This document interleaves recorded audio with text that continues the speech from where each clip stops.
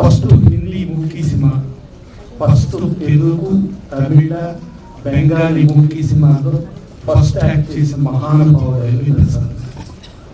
ఆ ఎల్వి ప్రసాద్ గారి ప్రయాణంలోనే జరుగుతారు. ఎల్వి ప్రసాద్ గారు మన దేశం ఆ సినిమాతో ఎన్టీ రామారావు ఫస్ట్ చిన్న వేషంతో స్టార్ట్ చేయించి, తర్వాత షావుకారు సినిమాతో ఫస్ట్ టైం ఎన్టీ రామారావు హీరోగా ఫస్ట్ రిలీజ్ అయిన సినిమా షావుకారు. అలాగే జానకి గారు కూడా షావుకారు జానకి గారు. అలా అంత చరిత్ర ఎల్వి ప్రసాద్ గారు కష్టపడి కృషి ఉంటే మనిషి ఎంతకైనా దానికి నిదర్శనం ఎల్వి ప్రసాద్ గారు. అలాంటి ఎల్వి ప్రసాద్ గారి ప్రయాణంలో ఇవాళ ఈ ఫంక్షన్ జరగడం చాలా గొప్ప విషయం. అలాగే ఆర్వి రమణమూర్తి గారు ఒకప్పుడు ఇండస్ట్రీకి గవర్నమెంట్కి లింక్స్ ఉండేవి కాదు. అప్పట్లో రమణమూర్తి గారు రిచ్గా ఉండి ఇండస్ట్రీ వాళ్ళని అటు ఈవెన్ ప్రభుత్వాన్ని కలుపుకొని ముందుకెళ్ళడం జరిగేది.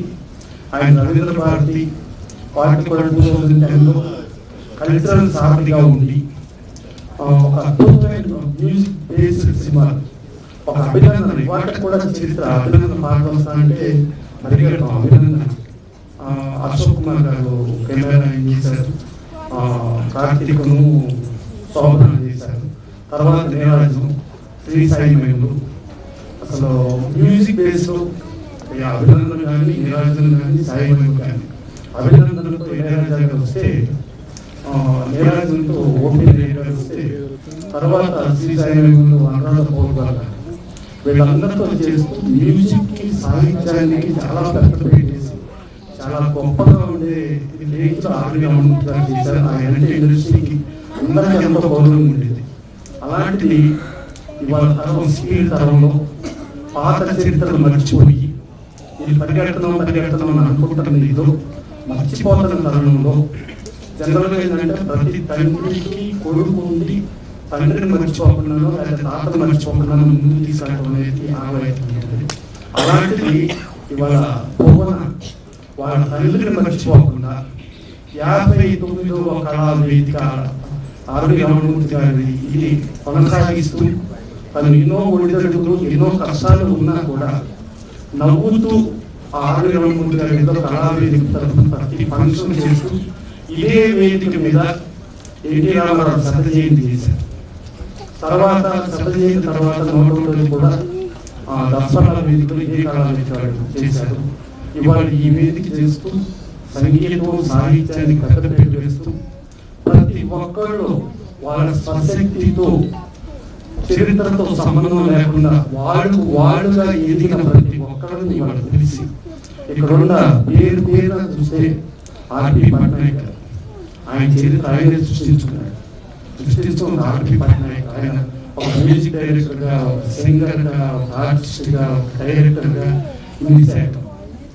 తర్వాత ఆవిడ గురించి చెప్పక్కర్లేదు, నాన్ స్టాప్ పడతా ఉంది. ఆవిడ మన నంది అవార్డు నేను కూడా ఆ నంది అవార్డులో ఏదో అవార్డు విషయం వస్తే ఒక సింగర్ విషయంలో పోరాడి మరి నాకు అది కావాలి అని చెప్పి తెప్పించుకున్న పెద్ద పోరాటం ఎదుగుతారు ఆవిడ. తర్వాత కౌన్సిల్ గారు ఆవిడ, తర్వాత శేఖర్ చంద్ర. తను హరియాణమూల్ గారు అబ్బాయిగా ఉన్నా కూడా ఏ రోజున హరియాణమూల్ గారు అబ్బాయిగా కాకుండా తను మ్యూజిక్ డైరెక్టర్ ఒక శేఖర్ చంద్రగా ఒక అద్భుతమైన మ్యూజిక్ ఇస్తూ తను గుర్తింపు తెచ్చుకుని చేసుకున్న గొప్ప మనిషి. అట్లాగే సింగర్ ఆయన. తర్వాత మా వెనుగల రాంబాబు, మన బాలకృష్ణ గారు కూడా ఇండివిజువల్గా పాట రాశారు. ఇంతమంది మహానుభావులు ఇంతమందిని ఒక చోట చేర్చి ఒక సంగీత సాహిత్యానికి సిన్సియర్గా పెద్దపీట వేసి ముందుకు కొనసాగిస్తున్న భువన అభినందనీయులు. ఇలాగే ఇంకా కొనసాగాలని ఆర్వి రమణమూర్తి గారి దీన్ని ఒక మహిళ కొనసాగిస్తాం అనే దాన్ని పూర్తిగా తీసుకుని ప్రతి మహిళ ముందుకు తీసుకెళ్లాలని ఇవాళ మహిళా శక్తి ఎక్కడికి వెళ్ళిపోతాను స్త్రీ శక్తి.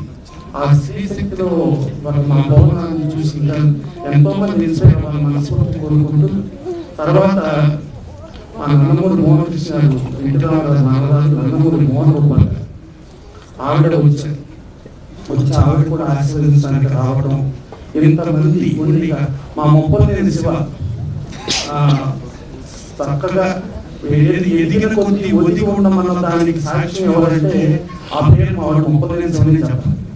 ఇంతమంది ఆశీర్వదించాలని ఇంకా బాధపడారు గారు, ఇంకెంతో మంది వేదిక మీద ఉన్నవాడు, వేదిక ముందు ఉన్నారు, అత్యంత మహారాజులందరికీ ఈ ఆశీర్వదించాలని ప్రతి కూర్చున్న ప్రతి ఒక్కరికి వందనం, అభివందనం. ఇలాగే ఇంకెన్నో కొనసాగించాలని మనస్ఫూర్తి కోరుకుంటూ థ్యాంక్ యూ.